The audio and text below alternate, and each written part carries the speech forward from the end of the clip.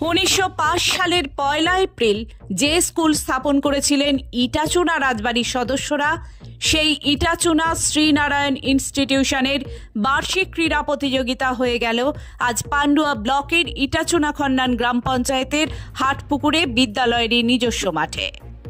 বেলা 11টায় মাঠ প্রদক্ষিণ করেন প্রতিযোগী ও শিক্ষক শিক্ষিকা এবং শিক্ষাকর্মীরা সকলে।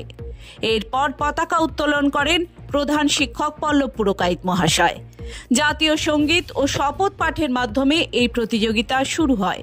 ধীরে ধীরে নানা প্রতিযোগিতার মধ্য দিয়ে সময় এগিয়ে যেতে থাকে এবং বিকালে পুরস্কার বিতরণের মাধ্যমে শেষ হয় খেলা।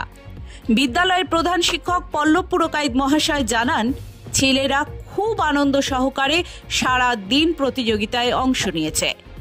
বিদ্যালয়ের শিক্ষিকার গলাতেও শোনা গেল একই সুর। যে ফিনিশিং পয়েন্ট সেখানে দয়া করে চলে আসবেন।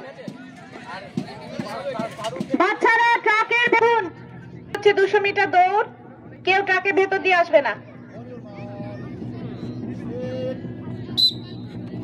ভীষণ সুন্দর একটা স্টার্টিং, হাততালি দাও বাচ্চারা, যারা দৌড় করে রানটা শেষ করে,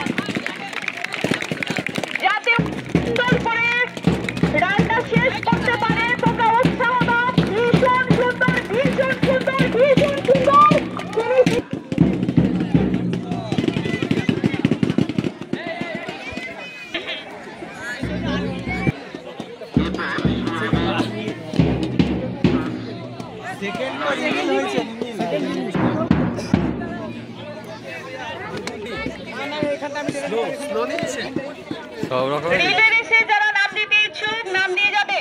এটা তো আমাদের প্রত্যেক বছরই একটা নিয়মের মধ্যে পড়ে যে বার্ষিক ক্রীড়া প্রতিযোগিতা অনুষ্ঠিত হওয়া। এখানে আসলে আমরা বাচ্চাদেরকে খেলাধুলার বিষয়ে আর শারীরিক চর্চা বিষয়ে একটু উৎসাহ দিই। আমাদের সারা বছরই উৎসাহ দেওয়া চলে, তো এটা একটা ওদের কাছে একটা স্বীকৃতি। যারা প্রাইজ পেলো তাদের ভালো হলো, তারা স্বীকৃতি পেলো। আবার যারা প্রাইজ পেলো না তাদেরকে উৎসাহ দেওয়া হয়।